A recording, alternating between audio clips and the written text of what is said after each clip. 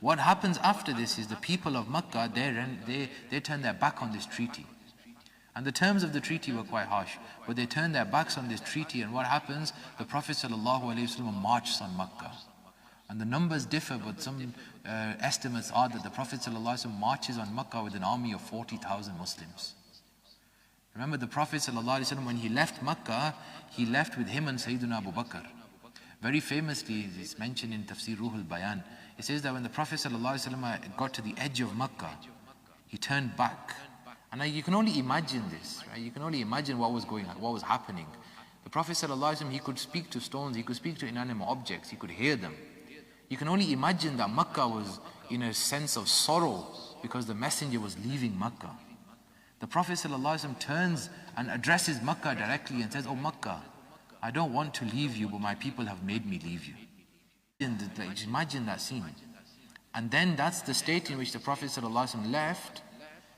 Many years later, the Prophet ﷺ returns with an army of 40,000 Muslims.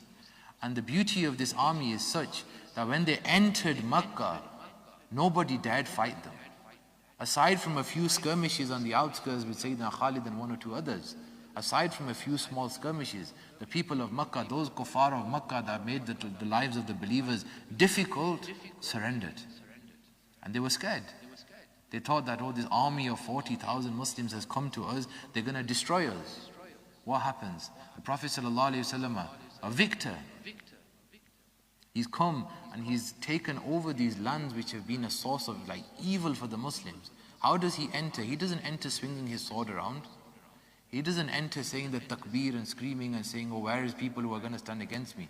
No, the Prophet ﷺ, he lowers his head.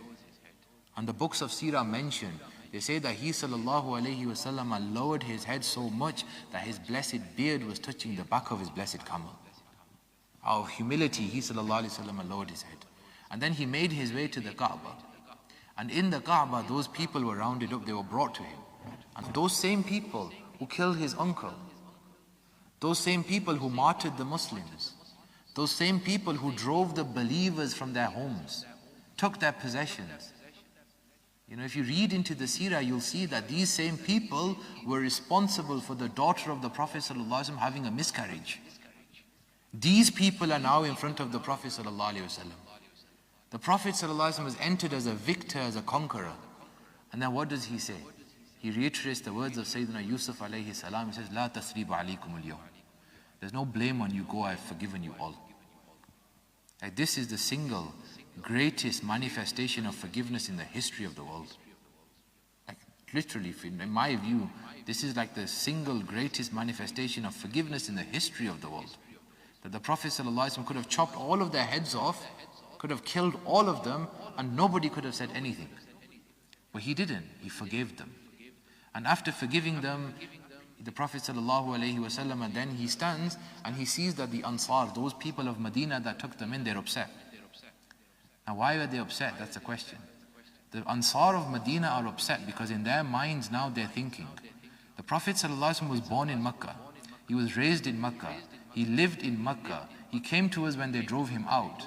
Now he's conquered Makkah, maybe he's going to live in Makkah now. So they were saddened because they'd be separated from the Prophet ﷺ. And the Prophet ﷺ, he could read hearts, he could read minds, he could read faces, he could read emotions. Even our hearts, the Prophet ﷺ can read. Don't think that because we're born so many years later that the Prophet doesn't know what's going on in here. He does. He knows. He saw the faces of the Ansar and he told them, he said, do you think that I'm going to stay here and abandon you? I'm going back with you. And the Prophet ﷺ went back, and then a short period later, the Prophet ﷺ, he leaves this blessed world, and then he's buried in Madinatul Munawwara. And then after that, Sayyidina Siddiq Akbar radiallahu ta'ala anhu, he becomes the Khalifa.